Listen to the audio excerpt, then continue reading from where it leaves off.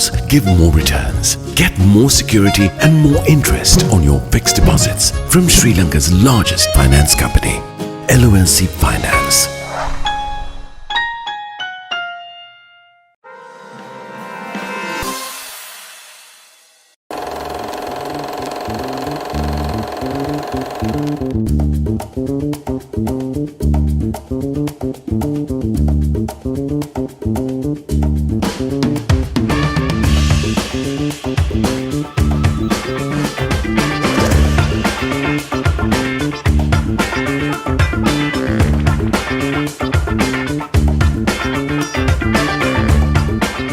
Hi, I'm Jeremy Muller from the Jamfruit Tree, and I will be answering Living's questions today for Living Gets Real.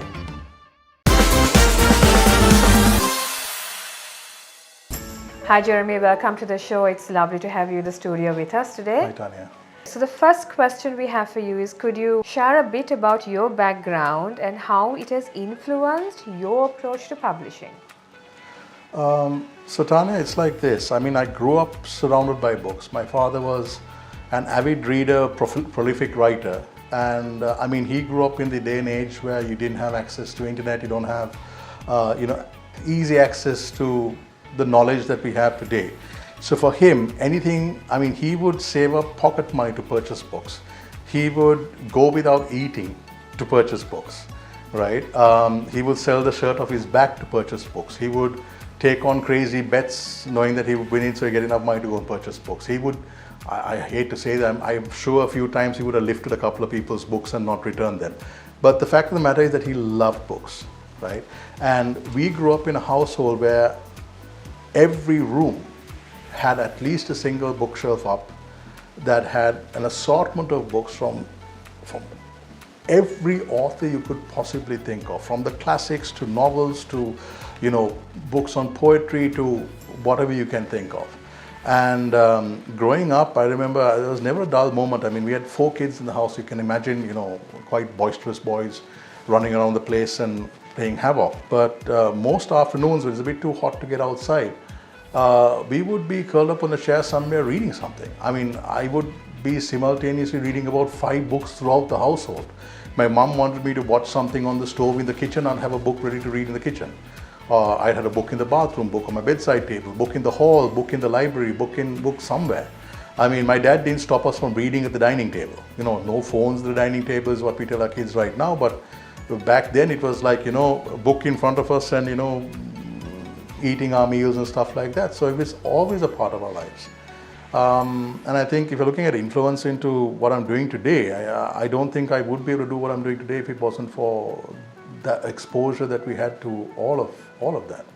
I like the fact that he made bets that he could win to buy books. Oh yeah. He was a smart chap. He never a gambler. Okay. He'd gamble if he could win. Okay. All right. Okay. So what do you most enjoy about being involved in the literary world, both professionally and personally? Well, personally, I mean, I think it's absolutely amazing that I get first dibs onto reading something that is brand new. I've seen some amazing writing that comes out from Sri Lankan writers. I mean, I publish predominantly in English. And I mean, 3-4 calls a week with people sending in manuscripts, looking at, first stages, second stages, how the whole process works. And the beauty is that I get to see a lot of amazing work that is coming out. And I think that on a personal level is so gratifying, right? And then on a professional level, of course, I mean, this is the best job in the world for me. I get to do what I love doing, reading, writing, and then there's this thing about being able to put the whole thing together and make the magic happen rather than just watch the magic happen. I would have to attribute my dad again for me getting into publishing, because he's the guy who came and said, we need to open a publishing house one day. And I said, Dad, you're mad. What nonsense. We don't have the capital, we don't have this, we don't have that. And he says, no, we can start small and we will grow. This was back in 2011. And my dad popped up and he gave us the idea, and that's where we started from. And it's been a hell of a journey since then. And most fulfilling journey. Nice, it's so nice to hear. So as someone deeply involved in the literary community, what role do you believe literature plays in society, and how does a Jam Fruit Tree publication contribute to this? Okay, so you have the question. You said, how do you think it contributes to society?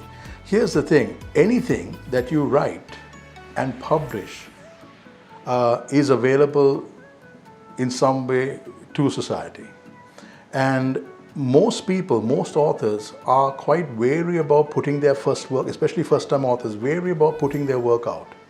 And time again, I have to tell them, look, it's good, it's brilliant, you need to put this out. You do not know what changes you're going to make because of your writing, right? And whether it changes society or whether it changes the lives of those authors, the changes can be quite significant. I have seen authors that write about abuse, violence, violence against women, domestic violence, all that sort of jazz. And they talk about issues that they have, psychological issues and traumas that they have to go through. And they come to the point of putting it out, and then there is always that little pregnant pause. Should I or should I not put this out? Because it's very personal to these authors. And then they decide, let's do this. Put it out, hold your breath, and all of a sudden, their lives are changed because people are responding to that. People are pricking up their ears and realizing that, oh my goodness, I did not realize that these things existed in our society. There are people that we need to talk to, discussions that need to be raised, and changes that have to be made. Writing comes in so many different forms. It can be a piece of poetry, rife with nuances and metaphors and analogies, right? Some stuff that you can read between the lines if you wanted to. But it can hold great truths. There are memoirs, autobiographies that take us back to days that are long gone, the good old days, you might call it. But then reminds us that the good old days were not quite as good as we remember. There's academic writing. There is, writing that delves into horror, into, psychology, into the social aspects of mankind, humanity as a whole. The writer and his or her pen can change so much. Now, I learned this from my dad. He always said, don't try to, impress people with your big words. Write so the guy at the bus stand can understand these words. But keep it simple, keep it direct, write so people can understand, they don't have to overthink, and it will work for you. And this was his, rules for journalism. And he carried that on towards his books as well. But what more people don't realize is my dad wrote maybe about 200 manuscripts before the Jam Fruit Tree was published. He was 52 years old when his book was first accepted by a publishing house. But what that did, and why he insisted on publishing with an international publishing house and trying so hard for so many years, was that he wanted to make a change. And the change that he made with his writing was he became the first Sri Lankan citizen to be internationally published. He went on to win the first Gratian Award. He got state literary awards. He took on the Mahavamsha and the Chulavamsha and legends and histories of Sri Lanka, and he came out with Children of the Lion. Children of the Lion got him a Kalakirti, a national honor. All of a sudden, Children of the Lion, City of the Lion, Intrigues of the Lion, and the Grandeur of the Lion, a 4-book set, covers the entire history from whence we first came, Sri Lanka's history first began, all the way to, it was supposed to end with the fall of the British Empire. But he got really sick before he could finish the 5th book. Dementia set in and he couldn't cope. But the first 4 books are out, and it introduces Sri Lanka and its unique history in English that anyone, anywhere in the world can now pick up and read. Right? right? Is it 100% accurate? No, he had taken poetic license on some stuff where he couldn't quite explain how certain things might have happened. And yes, he changed a few things, but it is a fantastic book to read. It's like a soap opera version of the Mahavamsa. So how can you change society? We published a book by Najaha Nauf called Slow Dancing with the Stars. She wrote it because of a loss. She lost her brother the same year that she wrote this book and published. Her brother passed away due to mental health issues. She wrote it as a letter to her brother. It turned out into a fully fledged novel, and she wrote it on the point of view of a mental patient. And she had the unique perspective to do so because she dedicated her life, for as long as her brother was alive, to take care of her brother, going as far as to studying psychology so that she could be the best equipped person to be there for her brother. And yet her brother passed away. This book came out, and I don't think you'll find another book like it.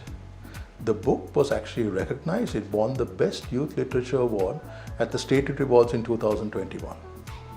It is completely sold out of print at the moment. We're going for a second edition of the book soon. That book has been such an impact because, look, communication is key. To society, communication is key. I recently moderated at a special event called Aperitivo and Books that was held at the Lago Bistro, Italian Bistro at the Colombo City Centre. We had 3 authors, all of whom I had published. A Pakistani author called Mawash Motadullah, a local author, Rohita Pereira, ex-advertising guy, and we had I think a director at WSO2, who's also an author, Zaitoon Ahmed. The 3 of them, we read, and it happened to be on the 8th of March, which was also International Women's Day. Even though it was not a Women's Day event, it just happened to fall on the day, because that was the only day we actually had a free evening. And the discussion that arose from it turned out to actually touch on subjects that you would normally touch on during Women's Day, like violence against women, domestic abuse, and some of the poems and the stories and the short stories that were read out that evening. It turned out where we actually had to try to stop the evening because we had such a lot of communication from the audience. And a lot of the times we find that cases of sexual harassment, things like that happened at the workplace, at home, abuse and stuff like that. A lot of it could have been curtailed if people were just brave enough to communicate.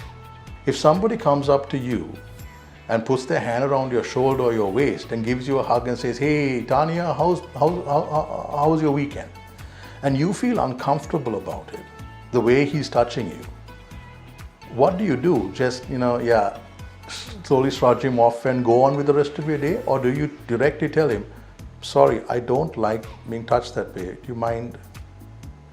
It does not necessarily mean that person is a bad person. It just means that he was just a hugger maybe. But it doesn't make you feel comfortable. So what do? You communicate.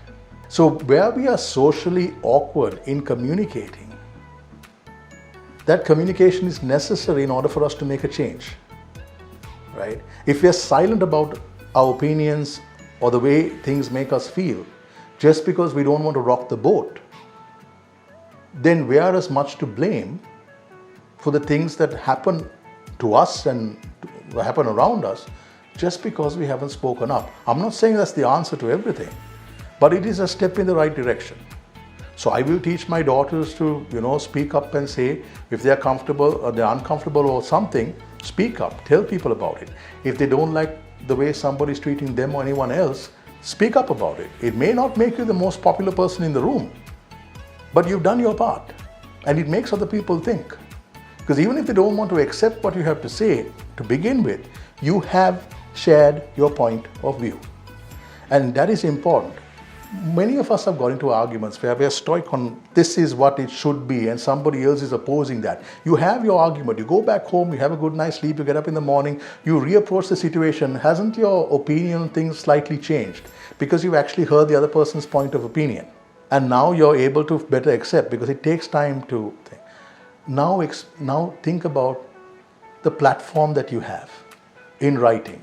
Whether it is a WhatsApp message to somebody, showing that you care or empathizing with somebody, whether it is a few words that you speak, whether it's put into a form of a poem, whether you're writing something on your blog, maybe it might be a little 4 lines on an Instagram post. You have no idea what you're going to change. And that's the beauty of writing. That's the beauty of all types of writing. Whether it's just children's story that teaches children morals or something, or whether it is just some nonsensical poem that makes somebody laugh when they need to laugh the most. All of it changes. Nothing that you write is going to go to waste. That's how I think it affects society. I know it's a long-winded reply, but that's what I strongly feel. It's very, very interesting. What kind of advice would you give to aspiring publishers or editors looking to enter the industry, especially in the realm of independent publishing? Well, I would say that if there's anything that you need to do, that an editor, someone looking to get into the publishing industry, is put your author first. That might seem like the silliest thing to say. Obviously, an author comes first, right? But it's not quite the case in the overall industry, right? Because whether it's traditional independent publishing, the author is just another tool that provides an input into the industry, which the industry can then use to earn a buck. Now that sounds really callous, but in more cases than not, that's the reality. So your author is only taken care of for as long as the author is producing material that can generate revenue. So that's an obvious thing on a business standpoint. That's what you're going to look for because you're running a business, right? So the publishing industry is also a business in all its different forms. So obviously you need to make money off that business, but at the very least, recognize and pay respect to the person that is making that business happen. And some publishing houses will consider, they'll think of it as like, oh yeah, the authors are a dime a dozen. If we just reject or, who cares what that person has to say? Yeah, so what if he gives a bad review? There's 20 other authors lining up, plenty of money to be made. That's not what you should be doing. It's not all about the paycheck. You're talking about editors, you're talking about publishers, but take a look at the other people that are involved in that. The printers, the illustrators that play a big part, especially in children's books. I have had authors who have paid through their noses for illustrations that are not really quite there. And the second time they go back to do maybe a second book, they charge double. Oh, you must be, because the perception is you must be making a ton of money on the books that you're published, so why aren't I getting a big piece of the pie? The fact of the matter is, if you take a look at your printing cost, you take a look at your illustrator's cost, you take a look at your editing and design and layout cost, and then you've got to price it competitively in the market. Whether you're a big time author or not, if your book is too expensive to buy, people are not going to buy it. Some would, most wouldn't. It's just an affordability factor, right? So all of these things contribute to what the end price of your book is going to be. And you can say, okay, fine, so let's print more books, so your unit price is going to lessen. But then printing 2,000 copies, you still need the money to print 2,000 copies, even though you might be shaving off 20-30% of your, the unit cost on your book. You're still spending more money, and who's going to buy that many books? We have a Sri Lankan market that is quite small. In the English reading market is even smaller. So how do you counter that? On average, if you do 1,000 print run, it takes about 2 years to sell. That's how long. And if my dad has been locally published as well, Mr. Carl Muller's been locally published as well, and even for him 1,000 print run takes about 2 years to sell on average, sometimes longer, right? So it needs the grind. And I would say this much: editors, I'll give you advice, do the best you possibly can, check, recheck, and please listen to your author. Publishers, do the same thing. Listen, take notes, understand who your author is, try to find out why they want to publish. Try to find out what that story is about. If you can empathize with the message and you can believe in what the author is writing, that's going to take you to a whole different level. Most times it's, you know how we talk about doctors growing calluses over their hearts because it's just so much that comes in. There are times when editors and publishers also can be on the verge of being overwhelmed with, an abundance of manuscripts and projects, that they stop reading. They read to edit, but they stop reading. Now at the Jamfruitery, we have a process. When the manuscript comes in, you read the entire manuscript. You do not touch your editor's pen.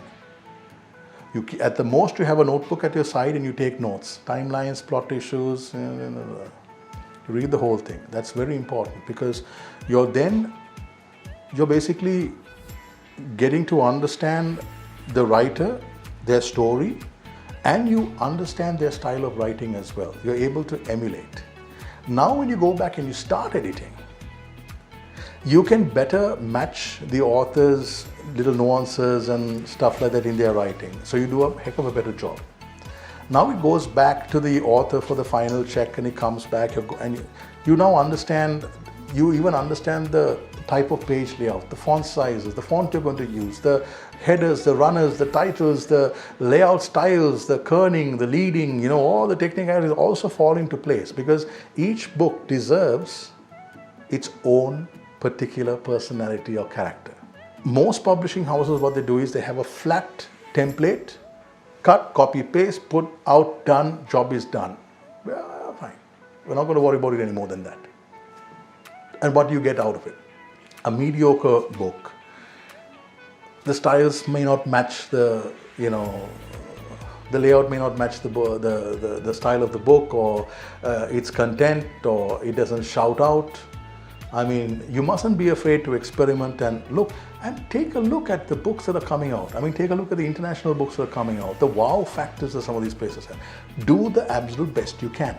Illustrators, we value your work. My goodness, we value your work, right? You all bring things to life, but don't charge $500,000 on a children's book for about 5 pictures. My goodness, no.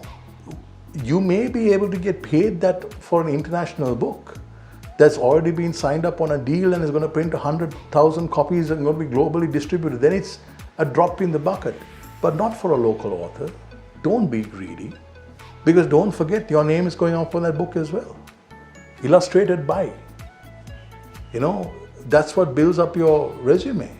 In Sri Lanka, we can't afford, you take a look at some of the international books that come down to Sri Lanka as well. Recently book prices have been soaring, but there is a difference in the price, that a rupee price the books are sold down here and what they're sold in Europe or in America or in Canada, whatever it is.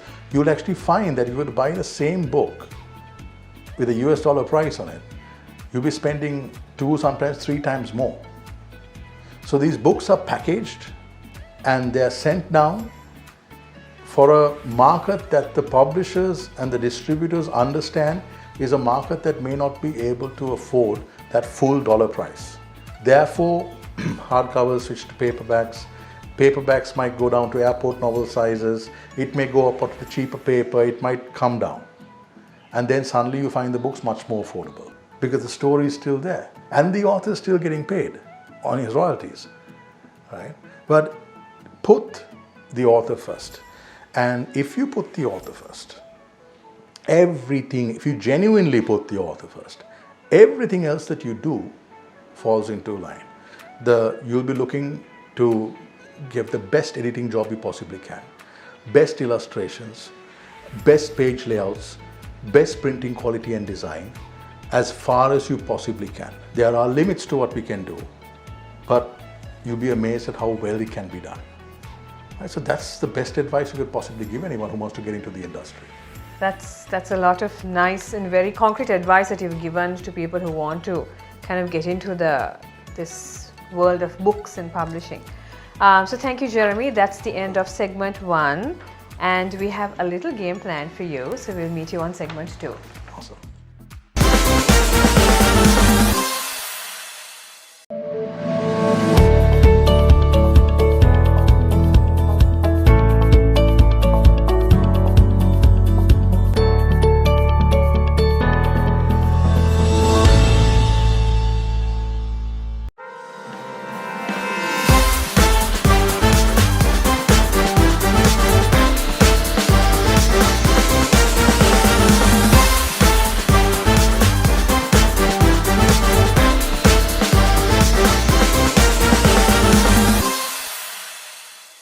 Okay, welcome back to segment 2.